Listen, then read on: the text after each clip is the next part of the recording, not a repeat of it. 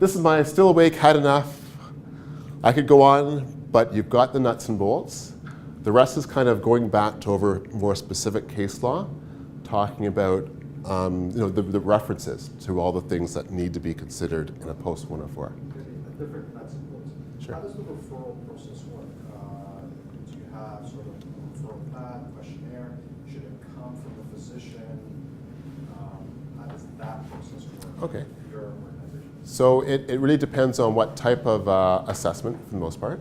So are you thinking more on the treatment side or more on the CAD, post-104 assessment side? CAD is its own animal. Sure. With regards to what we were just talking about. So the post-104 rebuttal typically comes from the lawyers. And typically starts with me being sent by email the post-104 IE assessment. I take a look and I go, yes, this looks decent.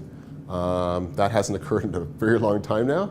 Usually there's some shortfalls that I can identify within it, and I indicate what I suggest as being the